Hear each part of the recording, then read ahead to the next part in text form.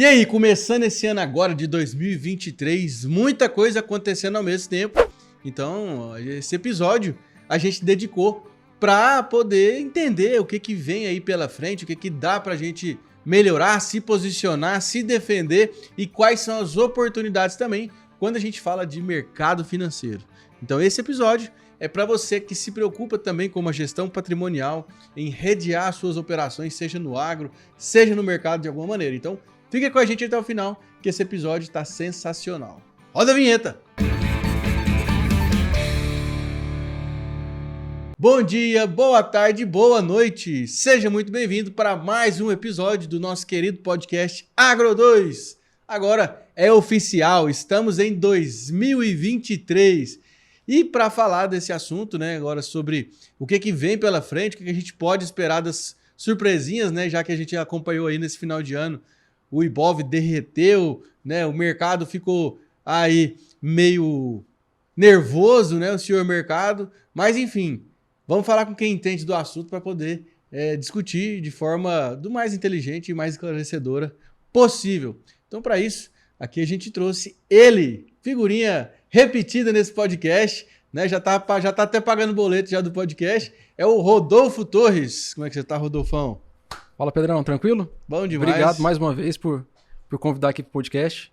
Para mim é sempre um prazer estar por aqui, né? É sempre um bate-papo muito legal. Aprendo muito com você aqui nos bastidores e também no bate-papo aqui. Então, vamos aí tentar desmistificar um pouco, né, o que está acontecendo aí, o que aconteceu esse finalzinho de ano e o que a gente pode esperar aí para 2023 e, enfim, para os próximos 4 anos. Perfeito. Rodolfão, cara, eu que agradeço, né? Acho que já é a terceira vez que você está aqui. Acho que é a terceira vez. É que sempre quando a gente fala assim, a gente precisa falar de atualidade, de mercado, de assunto, de política, com quem que a gente chama? A gente, cara, chama o Rodolfo lá, que não tem nome melhor não. A gente também sempre aprende muito com você, né?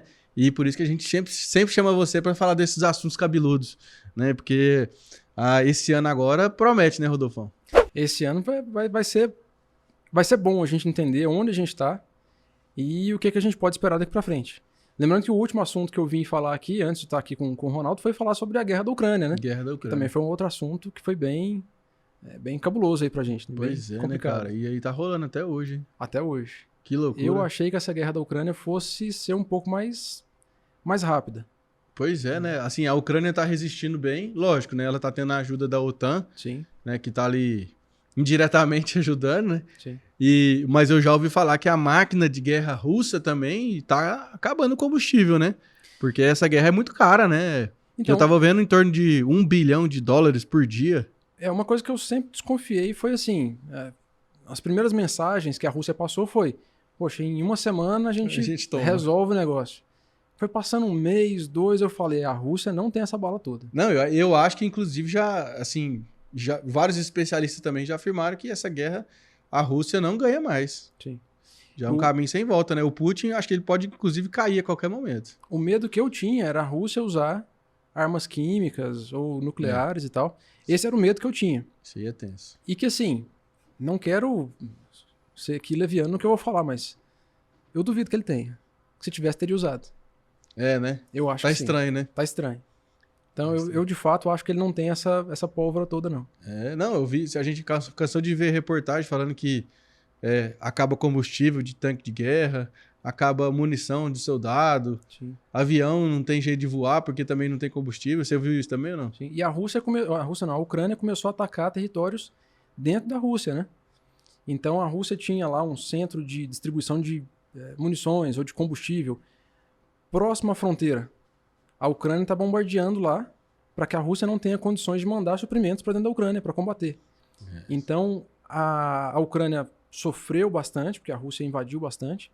Agora a Ucrânia, com esses novos HIMARS lá, né, os que envia mísseis até 80 quilômetros, começou a afetar dentro da Rússia. Dentro da Rússia. E o Putin tá assim, e aí? E agora? O que, né? que eu faço? Então, enfim. E ele tá sendo pressionado lá, né? Pela sociedade russa de maneira geral.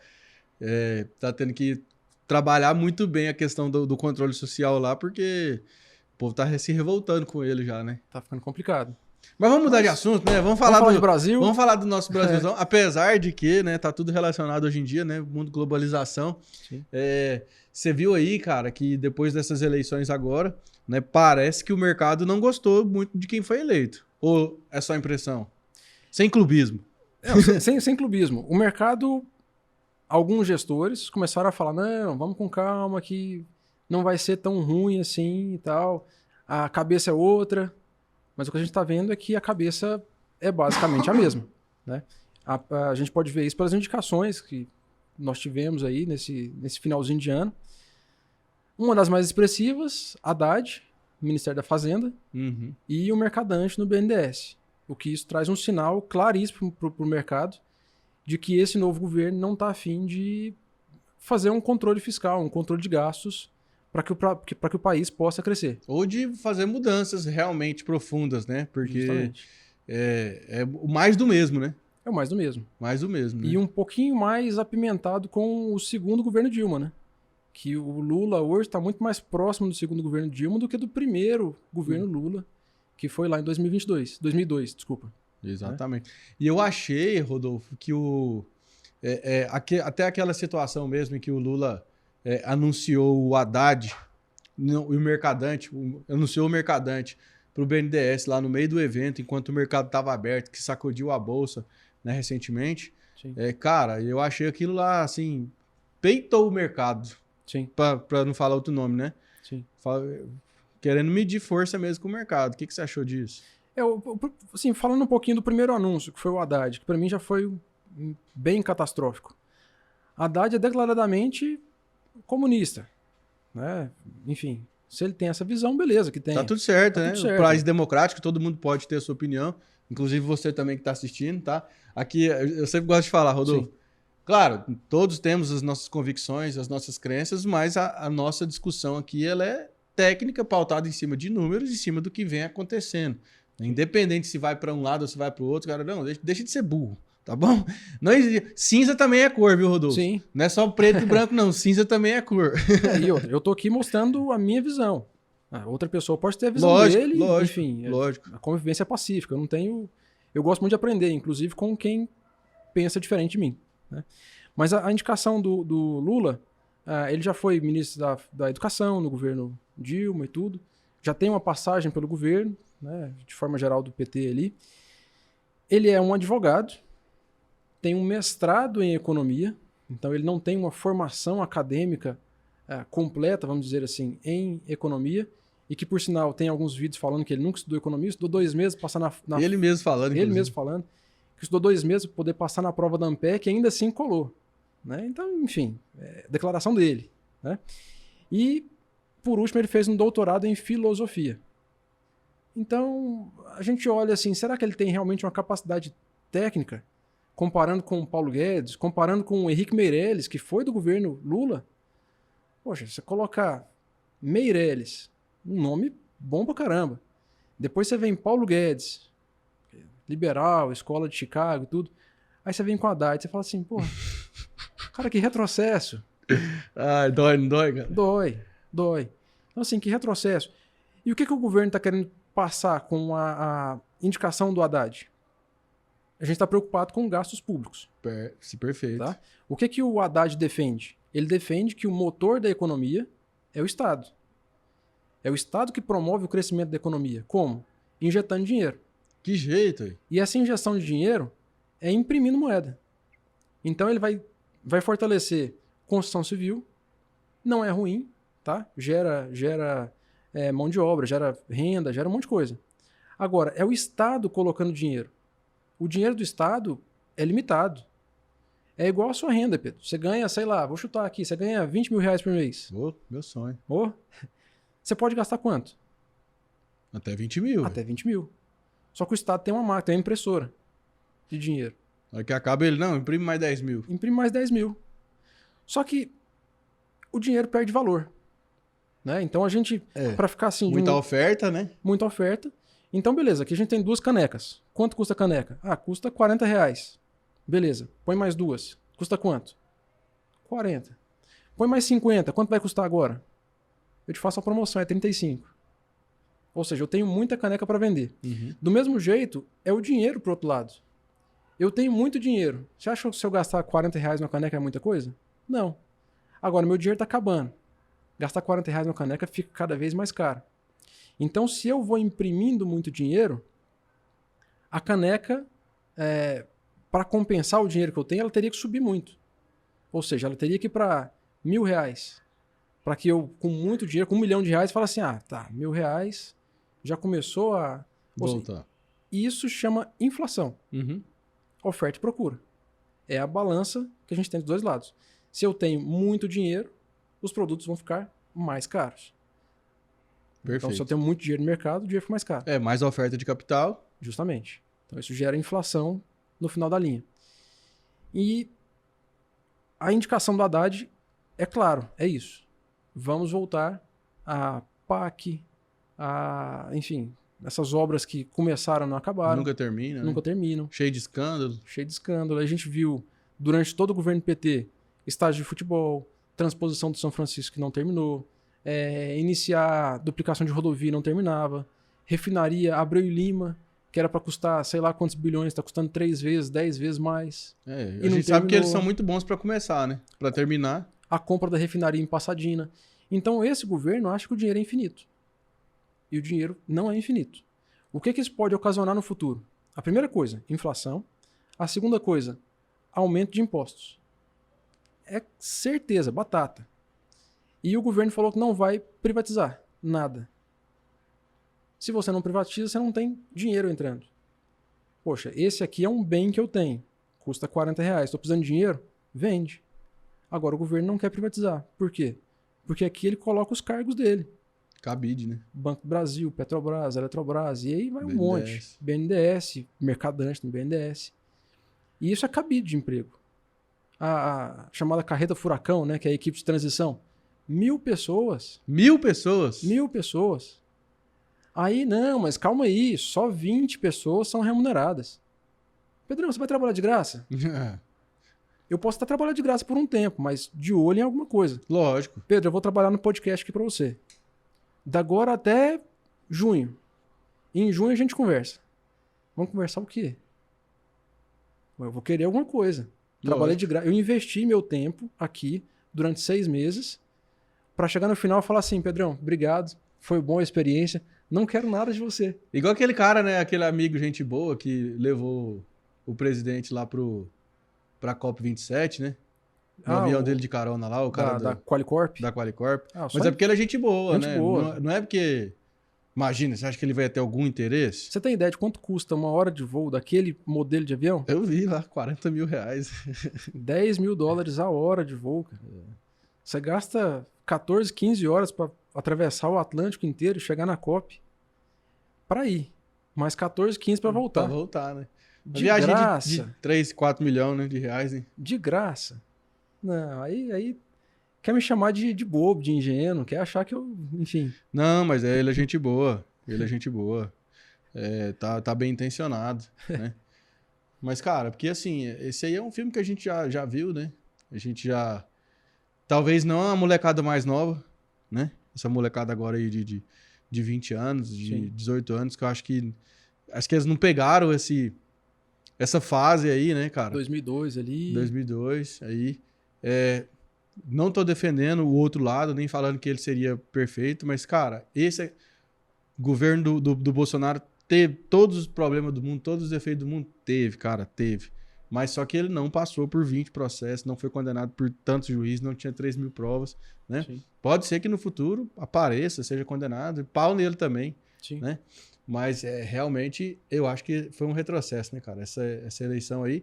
E aí, já começando a partir da PEC do teto, que é a PEC do arrombo aí também, né, cara? Sim. O que é esse teto, Rodolfo? Que o pessoal, que a gente vê tanto falando, né? O que é isso? Só voltando um pouquinho, o porquê que surgiu o teto do gasto? Né? A lei que foi muito forçada que eu digo assim, que realmente teve ali uma força do Michel Temer para poder passar essa lei. Porque é o seguinte, durante o governo Lula, 2002, aí depois 2006 e tudo, o Lula teve uma ajuda muito grande da alta das commodities. Certo. Petróleo subindo, minério de ferro subindo, tal, e ele aproveitou muito bem isso daí. Entregou para Dilma numa relação dívida-PIB, ou seja, o Brasil tem o PIB, que são as receitas, né, que ele tem. E a dívida é o dinheiro que ele pega emprestado, seja capital externo ou seja tesouro direto aqui dentro. Uhum. A relação dívida-PIB que foi entregue para Dilma foi de mais ou menos 51%. Então, 51% das receitas do Brasil serviriam para pagar dívidas de 4, 5, 10, 20 anos. Beleza, até aí tudo bem, todo mundo tem uma dívida de cartão de crédito. Uhum. Agora, quanto do seu cartão de crédito corresponde ao seu salário? Então, naquele caso do Brasil, 51%. O que a Dilma fez? Ela acelerou muito esses gastos. Até o dia que ela caiu no impeachment, se não me engano, 30 de agosto ou Não 30 lembro de de setembro, cabeça. foi uma coisa assim. Estava em 76%. Muito Então alto, ela né? pegou com 51 e entregou com 76. Foram 26 pontos percentuais a mais, que ela aumentou Muita isso coisa, daí. né? Então quando o Michel Temer pegou, ele falou assim, não, peraí, vamos travar esses gastos para que a gente não possa aumentar tanto como foi no governo Dilma. E eu vou jogar isso 20 anos para frente. Então foi uma lei que congelava os gastos a uma elevação máxima da inflação do ano anterior. Então vamos lá, o governo tem um PIB de 100 milhões. É muito mais, mas só para ter uma ideia. É, 1 trilhão, né? São 6 trilhões e pouco. É 6 trilhões. 1 trilhão em dólar. Então 1 trilhão de dólares. Isso. A inflação foi de 10%. Quanto que o governo pode gastar para o ano seguinte? 1 trilhão E 100 mais bilhões. 10%. Né? Então são 10% em relação ao ano anterior. Beleza. O que muita gente fala é que isso congelou investimento em áreas importantes. Mentira. Você tem piso dos investimentos. Sei qual foi a teta, né? Secou foi a teta, justamente. Porque se eu não posso gastar mais, eu tenho piso em algumas coisas. Educação são X% que eu tenho que gastar no mínimo. Saúde, no mínimo, X% do PIB. Aí vai indo. Nada impede que esse X eu coloque algo a mais. Só que para eu aumentar o gasto em educação ou em saúde ou em alguma coisa, eu tenho que tirar de algum lugar. Porque eu não posso aumentar o meu teto de gastos. Perfeito. Tá? Então, isso que aconteceu. Então, a lei do teto de gastos era isso. Eu limitava esses gastos ali. Que foi uma boa jogada do governo Temer, né? Uma boa jogada, porque isso traz confiança para o mercado de novo. O mercado olha e fala assim, não, peraí, Não pode gastar mais. subiu muito, o Pedrão tinha lá o salário dele de 20 mil, estava gastando 10 mil reais, agora passou a gastar 17, mas ele falou, não, peraí. Ele teve a consciência de falar, não, peraí, estou gastando demais. Vamos segurar isso aqui para que eu comece a reduzir. E o mercado olhou para o Pedro e falou assim, não, entendi, o Pedro teve a consciência, então ele não está tão ruim assim. Eu posso voltar a emprestar dinheiro, eu posso voltar a investir no Brasil, porque eu tenho a certeza de que ele vai corrigir o rumo para o futuro. Então isso traz confiança do investidor estrangeiro olhando para o Brasil. O que é a PEC do arrombo? PEC do rombo, PEC do fura-gasto, enfim, depende de qual jornal você lê, vai estar um nome diferente. O PEC bonitinha, né? PEC bonitinha, PEC da transição, que lindo, que guti-guti. PEC de emendas do relator. Tem de tudo. Antes era Orçamento secreto e tal, que é uma coisa toda obscura ali, agora não, né? Depende de onde você lê. Mas enfim, o que seria essa PEC? Antes de assumir, Lula pediu 200 bilhões, caiu para 140 e pouco, 150 bilhões, para que ele pudesse gastar pelos próximos 4 anos. Então o pessoal falou, não, peraí, 4 anos é muito. Reduz para 2, e reduz de 200 para 150. Porque, de acordo com o governo, ele queria manter o Bolsa Família do jeito que estava sendo feito no governo Bolsonaro. Aí a gente já começa, peraí, mas o Bolsa Família são 51 bi, por que você está pedindo 150? Aí a gente já começa a ficar assim, pô, mas não era só Bolsa Família? Então era só 50. Então ele está furando o gasto, está furando o teto de gastos em 150 bilhões. De onde esse dinheiro vai sair? Ou vai ter uma elevação de taxa de juros, que já aconteceu, porque aí eu vou virar para você e falar assim, Pedro, você tinha me prometido que você ia limitar o seu gasto em 17 mil dos 20 mil que você recebe. Você está aumentando seu gasto. Não consigo te emprestar a mesma taxa de juros do passado, porque agora você ficou mais arriscado para mim. Quanto maior o seu risco, maior tem que ser o meu prêmio para correr esse risco. Então, antes eu te emprestava um dinheiro a 10% ao ano. Agora não, agora é 15%. Se você quiser. Entendi. Então o mercado olha com desconfiança e aumenta a taxa de juros. O próprio mercado vira e fala assim, não te empresta a 10%. Se você quiser, não tem. A 15%, eu começo a te olhar. E isso vai impactar em quê? Se a taxa de juros que o Brasil pega emprestado aumentou, para uma pessoa física também vai aumentar. Então... Na macroeconomia eu desacelerei a economia. Justamente. Então, se você quiser comprar um apartamento, a taxa vai ser 15% mais alguma coisa. Porque por 15% eu empresto para o Brasil, que é menos arriscado que você. Então, para que você pegue dinheiro, tem que ser 15% mais alguma coisa. Ah, mas o que isso pode impactar o agro, que é o nosso caso aqui? Tem muito produtor rural que é bem capitalizado, planta com capital próprio. Tem muito produtor que precisa de um custeio, que precisa de um barter. Tudo isso vai entrar na conta. Porque antes, vou chutar aqui, eu vou fazer um barter para você aqui, vou te emprestar pra você plantar lá seus 100 hectares e vou te cobrar, sei lá, 25 sacos por hectare. Agora não vai ser mais 25. Agora vai ser 30. Porque 25 era ontem. Antes de ter esse aumento da taxa de juros. Agora que aumentou, eu também tenho que receber um prêmio, porque eu já estou muito arriscado de te emprestar isso a 25. Em vez de te emprestar a 25, eu deixo no banco rendendo alguma coisa. Mais seguro, né? Agora, se você quiser a 30, eu aceito. Então isso vai impactar todo mundo. Não adianta falar assim, não, isso aí vai impactar só os ricos. Cara, se o custo de produção aumentou, arroz, feijão, tudo vai ficar mais caro. O que o povo não entende, né, Rodolfo? É que quem gera emprego não é o Estado. Não é. Quem gera emprego é empresário, é empreendedor, Sim. é quem está com a empresa ali trabalhando dia a dia. Sim. Né? O governo, ele não é gerador de renda, ele não é gerador de emprego. Não estou falando que ele não tem que cumprir a função social, porque realmente tem gente que precisa. Sim. Mas só que essa cabeça, né, cara, achar que o Estado vai prover tudo, ele vai... Não vai, cara. Não vai. Isso aí... Não tem condição, não tem braço para isso tudo. Agora, o que eu queria entender, do fundo do meu coração, eu tenho 34 anos de idade. O Lula tem... 70 e poucos, eu acho. 77? 78 anos. Cara, o bicho já foi presidente do Brasil 2 vezes. Roubou, não roubou, enfim... Tem um patrimônio considerável, tá lá, não precisa mais trabalhar. O que vai inventar de ser presidente do Brasil? Essa altura do campeonato é muito tesão, né, não, cara? É muita loucura, que você não acha? Se não fosse o Lula, seria quem? Cara, sabe quem que eu queria que fosse? Na moral? Não, assim, eu digo... Pensando em PT. Pensando em PT? Pensando em PT, PSOL, PCdoB, enfim. Você fala de esquerda? Nem queria falar de partido, mas pensando na esquerda, quem seria? Não tem, né? Não tem. Andrade, o Haddad, aí é o poste, né? Famoso poste. Não conseguiu São Paulo. Não ganha pra síndico de condomínio, né? Entendeu? Então o que eles querem fazer? Perpetuação de poder. Mas quem você acha que vai ser depois do Lula? Então? Eles querem que seja o Haddad. Mas não dá conta não, cara. E já é queimado, já. Cara, conseguiram a Dilma, cara.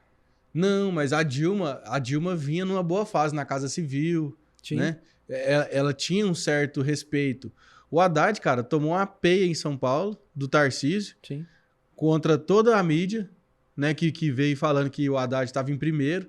E tipo, no primeiro turno, já quase que perdeu o primeiro turno. Sim. O Haddad. Isso aí desmoralizou ele, né? Ele já perdeu uma eleição para presidente. Então, assim, ele já é queimado. Mas agora Por mais que o Lula tente fazer a transição, a transferência de poder, a tentar fortalecer o brand do Haddad, o posicionamento dele, cara, eu acho que ele não consegue. Tem que ter um trabalho muito forte por trás. E o Bolsonaro errou muito, na minha visão, né? Agora achei que todo mundo é especialista, né? Na minha visão, né? Como se eu fosse especialista. Mas, enfim, eu sou brasileiro, eu tenho o direito de opinar. Por enquanto, né? Pelo menos, né? Por enquanto, porque daqui a pouco... Tem um cabeça de ovo aí que se vê, perde tudo, né? Perde tudo. Aí, cara, o que eu acho que o Bolsonaro errou? O Bolsonaro... Mas também, você para pra pensar, não tinha outro pra enfrentar o Lula, né, cara? Se não fosse o Bolsonaro. Você acha que tinha algum nome forte? Olha, talvez o Tarcísio. Talvez o Tarcísio. Mas isso tinha que ter sido construído, né? Durante a eleição. Sim. Mas o que eu acho que talvez o que o Bolsonaro não contasse era que o STF fosse jogar a favor do Lula, né? Sim. Porque, agora, inclusive aquele Cássio Nunes lá, né? Quando votaram lá a anulação do processo do Lula e tudo. Lula e tudo aí. Mas, assim, foi muito bem aparelhado. Na nossa cara a gente não viu. Não, você tá doido. Já tem 40 anos que isso aí tá sendo construído. Tem. Isso aí não é de hoje. É porque o lado mais conservador, o lado que a gente fala de direita, é recente. E ele não tem um aglutinador. Poxa, vamos pensar. Se fosse igual à esquerda, bom, é muito desconstruído, cada um tem a sua opinião, cada um puxa para um lado, mas falou em presidente? Lula. Vamos todos apoiar o Lula. A gente não se identifica em algumas coisas aqui embaixo, mas a gente precisa ter um nome. Então eles tiveram uma voz só na hora de falar, Lula. A direita, ou o lado mais conservador, você pode falar uns 30 nomes aqui. Tarcísio, Janaína Pascoal, Sérgio Moro. Mourão. Você não tem um nome. Então, se esse lado mais conservador, que é mais recente e ainda muito imaturo, tivesse pensado e falado assim, vamos todo mundo juntar e colocar um nome, e todo mundo, quando perguntar, é ele. Eu posso discordar do que for, de um monte de coisa, mas a gente tem um nome. Seria diferente. Seria diferente até para você receber a pancada, que tá todo mundo recebendo aí, Instagram sendo cancelado, um monte de coisa. Porque aí todo mundo vai estar em torno de um ideal. Mexeu com um, mexeu com todos. É o que eles falam. Uhum. É o que a esquerda fala. Mexeu com um, mexeu com todos. Vai lá e fala mal de alguém. Rapaz, no outro dia tem uma pancada de gente denunciando, cancelando e fazendo um monte de coisa. Do lado de cá, vou falar mal de você, os outros vão aproveitar, vão falar mal junto, e eu sou do mesmo lado que você. Vou falar mal de outro, e alguém que tá do meu lado, é fogo amigo, começa a me derrubar. Você pode ver o Sérgio Moro. Tem muita coisa que eu não concordo dele. Mas é um cara que eu vejo que tem uma linha um pouco mais conservadora, apesar de apoiar aborto, mas tem uma linha um pouco mais conservadora. Ganhou para senador, e os conservadores estão querendo derrubar o cara. Então, peraí, vamos organizar a casa. Eu não sou analista político. Uhum. Longe disso, nem quero mexer com política. Mas é o que eu vejo. A gente não tem um som único, uma voz única para poder falar, é isso que nós queremos e vai ser, nesse momento, essa pessoa. Os caras se organizaram no Foro de São Paulo há 40 anos atrás. E querem dominar a América do Sul inteira. Tá faltando quem agora? Tá faltando acho, 2 países. E agora com o Brasil tendo Lula, isso fortalece demais para que os outros 2, entendeu? Então, já saiu aí, né, empréstimo do Brasil via BNDES de 300 milhões de dólares para a Argentina, né, no gasoduto de Vaca Muerta lá. Não sei se você viu. E vai... E vai abrir a torneira mais ainda, né? E esse dinheiro você não vê mais. Esquece. Ou você vai receber em quê? Igual em Cuba lá, você recebe charuto? Vai receber o quê da Argentina? Mas se for vinho, até que o vinho argentino é bom, mas... O vinho dá, né? O churrasco também, carne, né? Nossa, carninha lá também é boa. Mas complicado, sabe, Pedrão? Eu assim, eu fiquei triste, cara. Eu fiquei triste. Quando eu vi a apuração do segundo turno e falei, cara, não tô acreditando. Desde o resultado das eleições pra cá, eu vi que o Ibovespa perdeu mais R$1 trilhão. 1 trilhão. 1 trilhão de reais. Se você fizer uma conta bem tosca, vai dar mais ou menos aí uns R$5 para cada habitante do Brasil. É pouco. Mas, cara, é 1 trilhão, cara. É muita coisa, né? Entendeu? Quanto a refinaria Abreu e Lima lá, dá pra você construir umas 50 daquelas com 1 trilhão. Entendeu? Então, assim, você começa a ver, e de novo, a cabeça de uma grande parte dos brasileiros. Quem tá perdendo esse aí são os ricos. Tem que perder mesmo. Tem que... Não é, cara. Todo mundo perde. Não, o povo emburreceu demais, né, Rodolfo? O povo emburreceu demais, cara. Sim. Você tá doido. É muita polarização, muita dicotomia. E ninguém para pra pensar, né, cara, racionalmente, realmente. Mas, enfim, a pergunta que não quer calar. O dólar tá caro ou tá barato? Na minha visão, Tá barato ainda. Tá barato ainda? Tá barato ainda. O céu é o limite? Tá barato ainda. Porque assim, se você tem uma quebra na confiança do Brasil, você vai ter menos investidor vindo para cá. Fuga de capital. Fuga de capital. Por que o dinheiro ainda não saiu com grande velocidade? Porque a taxa de juros está alta. Então, quando você pega uma taxa de juros Selic, que aí a gente vê lá no jornal, taxa de juros Selic, Banco Central manteve taxa de juros em 13,75. Quando você vê isso lá, significa o quê? É o custo do dinheiro. Né? É o quanto custa os empréstimos na média. E o Brasil está capturando dinheiro, pagando para os investidores 13,75. Beleza. A taxa de inflação, nesse momento, está na faixa de 6%.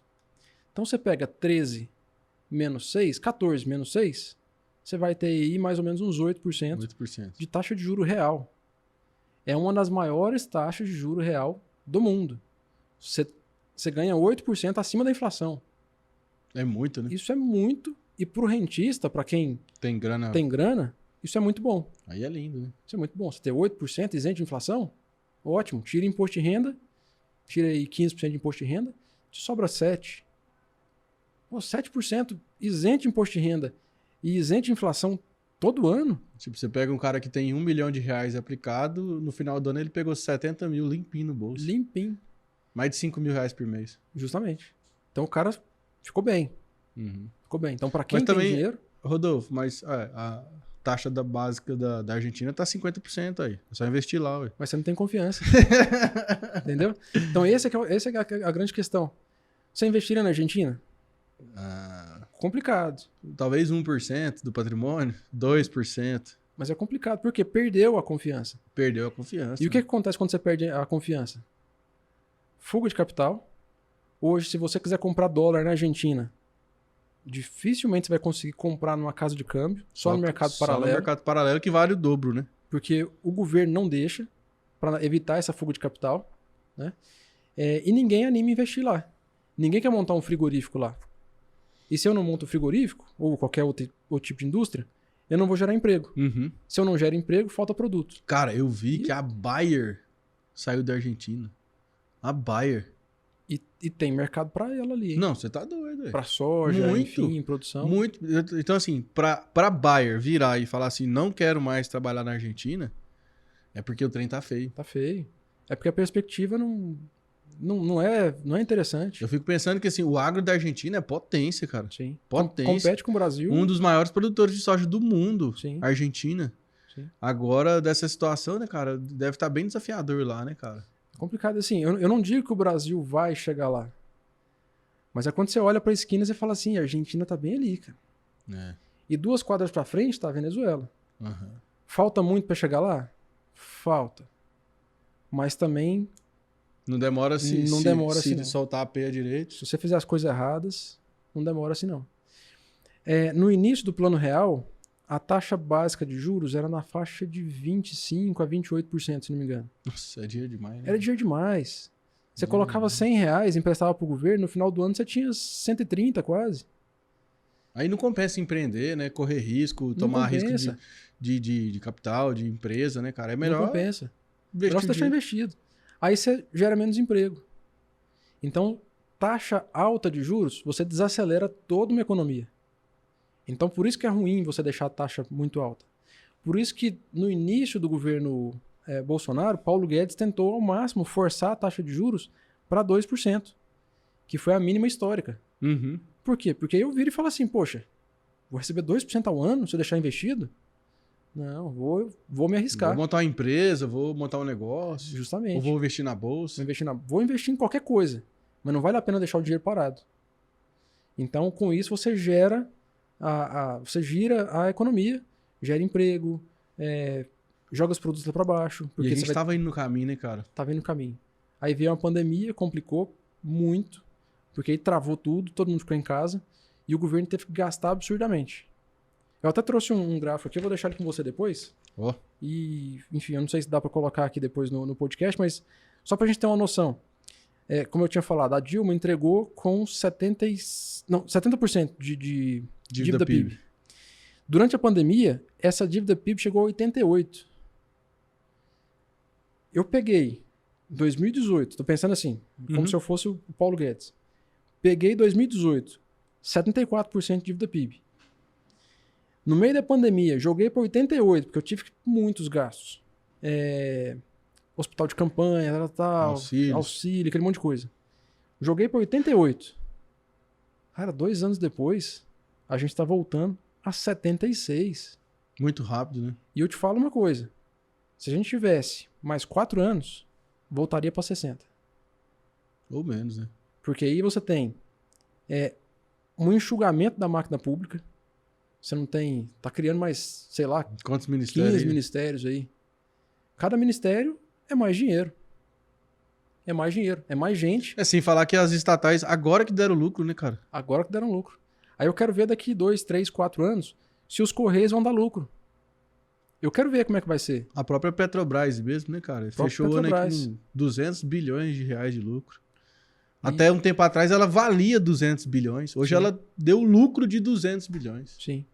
Então você começou a ver, de fato, o Brasil entrando meio que num trilho. Ia demorar para consertar e falar assim, nossa, agora o Brasil tá potência. Talvez mais uns 4, 5, 8 anos. Mas se tivesse mais 4 anos de Paulo Guedes, cara, ao final desses 4 anos, o próximo que pegasse ia falar assim, não tem como eu não fazer uma continuação do que ele estava fazendo. Perfeito. Porque senão, agora, vai acontecer isso aqui, viu? Mas assim, o que a população também às vezes não entende, né, Rodolfo, é que essa questão do teto de gasto é segurança pro país. Sim. Né? Porque assim, se o país está gastando dentro do que ele pode gastar, não vai dar calote em ninguém, não vai faltar o dinheiro, tá tudo certinho.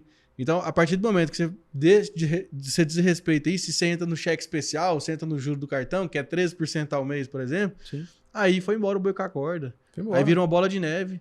Né? E aí quem vai sentir lá na frente vai ser o pobre que tá lá embaixo. Porque o rico que tem dinheiro pode subir o litro de leite para 50 reais, que ele vai continuar tomando leite do mesmo jeito. Agora, quem ganha um salário mínimo vai tomar um litro de leite por 50 reais? Não vai. Vai pagar 10 reais no litro de gasolina? Não vai. Então, assim, a PEC de gasto reflete nisso aí tudo. Tá bom? Sem clubismo. Sem lado A ou sem lado B. É números. Matemática básica. Né? Você ganha 20, gasta até 20. Né? Você não pode gastar 25, gastar 30. Que em pouco tempo você vai derreter seu patrimônio, você vai derreter sua qualidade de vida, tudo mais, né, cara? E que, na verdade, você tem que gastar muito menos de 20, né? Exatamente. Ganhei 20, eu tenho que ter uma reserva de emergência, tem que ter um outro pedacinho para eu planejar os investimentos futuros. Então, pensando em finanças pessoais, que se aplica... Ao macro, né? Ao macro do Brasil. É a mesma coisa. É a mesma coisa. Então, poxa, eu quero viajar. Pô, se eu quero viajar, eu vou pegar dinheiro no banco para pagar minha viagem? Não. Eu vou economizar durante ali 12 meses, sei lá, 24 meses, vou viajar com aquele dinheiro que eu economizei. Perfeito. Pô, a gente estava comentando aqui um pouquinho antes aqui, não queria nem falar assim muito de assunto pessoal, mas eu passei 45 dias viajando. Por quê? Pô, guardei uma grana. Planejei. Respeitou o teto. Para eu tirar férias e falar assim, você vai tirar férias de quanto tempo? 45 dias. E ponto. Eu me planejei para isso. Agora, tem gente que... e assim, falando de Brasil também, tem gente que olha e fala assim, bom, eu quero viajar. Quanto que tá lá na CVC? Ah, parcela em 16 vezes, 18 vezes. Vambora. E o Rodolfo do futuro que pague.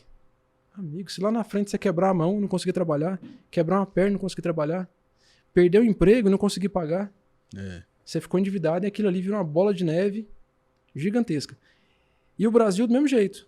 Se você não economiza para você construir uma rodovia, construir uma ponte, um hospital, você vai ter que pegar dinheiro emprestado. Sua dívida PIB, sua dívida versus a receita aumenta demais e daqui a pouco você vai ter que construir um hospital pagando taxa de juros de 25% ao ano. Não consegue.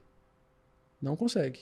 Rodolfão, mas aí, pra gente fechar com chave de ouro aí, o que você recomenda então hoje pro produtor, pra pessoa física? Enfim, o que você faria agora nesse ano de 2023? Minha preocupação é, com esse tanto de aumento, com tudo que eu falei, o que eu acho que vai acontecer, e aí eu já vou encaixar nisso que a gente estava comentando. Prepara o corte aí pra gente fazer lá na frente. Aí, ó, o Rodolfo falou. Eu acho que vai ter aumento de impostos. e deve começar primeiro em tributação de dividendos. Então, quem tem empresa e recebe através de dividendos, Não, cuidado, fala isso isso vai acontecer. Quem tem fundos imobiliários e ações, isso pode ser tributado. Já foi falado várias vezes. E é aquela coisa, água mole em pedra dura, tanto bate até que aprova essa lei e começa a tributar dividendos. Então eu acho que vai começar por aí. Depois a gente deve ter uma tributação progressiva do patrimônio. Então quem tem mais paga mais. E a gente sabe que propriedade rural hoje, falando para o público agro, é uma propriedade cara. Qualquer coisinha aí é R$1 milhão. Né? E daí para muito mais. Então vai ser tributado. E numa outra vertente de tributação, herança. Que hoje alguns estados cobram 4%, 6%, 8% de TCMD e tal. E pode esperar. Porque um governo progressista, um governo de esquerda, não gosta de perpetuação de patrimônio. Então você pode esperar que essa tributação de herança vai subir absurdamente. Absurdamente. Você pode esperar aí que, não sei, mas nos Estados Unidos você tem alguns estados que tributam 40% a herança. Nossa, como é que pode? 40%. Entendeu? Ou seja, você trabalhou para construir um patrimônio e fala, poxa, vou deixar isso aqui para meus filhos. Vou transferir em vida. Você vai pagar imposto. E esse imposto vai aumentar. Por isso que tem que usar uma saída, né? Igual a holding. Tem holding, tem uma série de saídas que você pode fazer. E lembrando, holding não é só você montar uma empresa e botar o patrimônio lá dentro, não. Tem que ter toda uma estruturação jurídica e tributária por trás, para que lá na frente o seu herdeiro não tenha problema. Tá? Porque, enfim, você veio a falecer, o problema fica para os outros. Então é melhor tomar cuidado disso aí direitinho para não ter dor de cabeça dos herdeiros lá na frente. Né? Uma outra questão, pensando em internacionalização, né?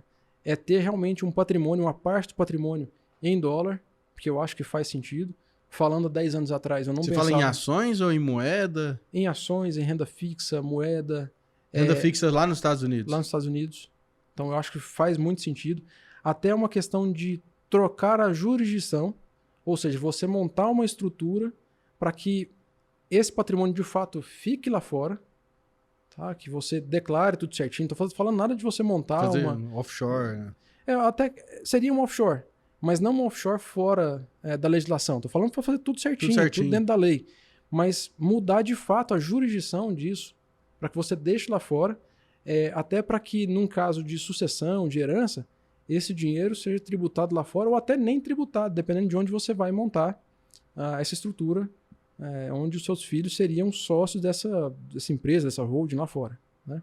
Eu gosto muito de falar de um caso bem, bem interessante do Eduardo Cunha, naquela época lá da Lava Jato, que falaram assim, poxa, mas você tem dinheiro fora? Falou, não tem dinheiro fora. Ah, mas e essa holding aqui? Olha, a holding é minha. Aí o dinheiro da holding? O dinheiro da holding é da holding. Não é meu? É da PJ da holding. É da holding? Ele tá errado? Não tá errado. A estrutura moralmente jurídica, pode ser que não, né? Mas... a forma com que aquele dinheiro foi lá para fora, aí é outra coisa que lavagem de dinheiro e tal, uma série de coisas. Mas a estrutura que ele montou, se você declara isso, problema nenhum. Tá? Problema nenhum. Agora, eu só citei o caso do Eduardo Cunha porque você dificulta a mão do governo de chegar em determinados patrimônios, para tributação, enfim, uma série de coisas, que hoje está muito vulnerável, está no seu CPF. Ou então passa tudo para Bitcoin, põe numa cold wallet. Tá doido. E o Bitcoin só afundando. O Bitcoin afundou 86% esse ano, cara. Caiu bem. 86%. Será que morreu? Tá doido. Eu não gostei muito de Bitcoin, mas... Enfim, agora tá ficando interessante. Tá ficando interessante o preço. Mas só para finalizar essa parte do planejamento patrimonial, que eu acho que isso faz bastante sentido. Então é um planejamento sucessório, através de holding, seguros e uma série de coisas. Societário, então se você tem lá proprietário rural, que tem vários sócios, planeje isso direitinho através de holding também e tal, uma série de coisas. E a parte tributária, para que você pague menos imposto, tanto na compra e venda desses imóveis, ou de produtos rurais, enfim, tanto na hora de fazer a sucessão, seja ela por doação em vida ou inventário, enfim. Então, acho que o recado maior seria esse. Pensar numa estrutura fora do país, para que você fique protegido de oscilações cambiais, e não fique tão exposto a só o real Brasil, e proteja o seu patrimônio, porque vem mais imposto por aí. Pode ter total certeza. Porque se eu aumento os gastos públicos, eu tenho que compensar isso de alguma outra forma. Tem que sair de algum lugar, né? E ele não vai baixar a mão em gastar menos em lugar nenhum. O governo, com o Haddad no Ministério da Fazenda, é o dinheiro do Estado fazendo a máquina girar. Só que essa máquina não vai girar por muito tempo. Tá? Essa é uma teoria meio keynesiana, falando assim de, né? No futuro todos estaremos mortos, então vou gastar o que eu tiver que gastar aqui agora. É mais ou menos esse o pensamento. Entendi. Só que quem tá aqui vai ter que pagar de alguma forma. A vida é só se vive uma vez, né? Só se vive uma vez. O dinheiro não foi eu que espalhei, então por que eu vou juntar? Né? Então tem várias frases aí que... Rodolfão, muito obrigado, cara. Valeu, Pedro. Por você ter vindo aí mais uma vez aí, né? Recém-chegado de férias aí, mas abriu um tempo na agenda aí que deve estar bem movimentada. E lógico, né? Esse ano você vai vir aqui algumas vezes ainda, tenho certeza, para falar de coisas novas que vão acontecer. Espero que seja um pouco mais otimista, né? Porque... Um pouco mais otimista. Mas a gente vai lembrar desse podcast, né? De tudo que a gente conversou. Aí você vai falar, você lembra daquele primeiro podcast que a gente fez em 2023? E eu falar para você, eu queria voltar aqui para falar assim, perdão, tudo errado. Que eu falei estava errado, porque por enquanto minhas previsões são bem pessimistas. Perfeito. E aí, gostou do episódio? Ficou triste? Enfim, valeu a prosa, né, cara? Pra gente poder olhar as coisas com outros olhos mesmo, né? Pensar um pouquinho fora da caixa pra se proteger, né, do que vem pela frente e ter aí a sobrevivência, né, da melhor maneira possível. Obrigado você que assistiu aqui até agora esse episódio. Paga nós aqui, inscreve no canal, deixa seu like, comenta, compartilha, fala aí, o que você tá esperando de 2023? Me fala aqui nos comentários, fechou? Segue lá, @portalagro2 no Instagram pra você ficar antenado de todas as informações. Acesse o nosso portal www.agro2.com.br. Segue lá o Pedrão também, @porpedromaia, e segue o Rodolfo também. Qual que é, Rodolfo, seu? É Rodolfo.ogomes. Rodolfo.ogomes. Você é parente do Manuel Gomes? Olha, se você não me ama... Não conheço, não. Caneta Azul. Ah, sei. Mas não sabia que esse era o nome dele, não. Bom saber. Vou lhe dar uma ligada pra ele, meu tio. Liga pra ele, seu tio. Falou? Até a próxima. Tchau, tchau.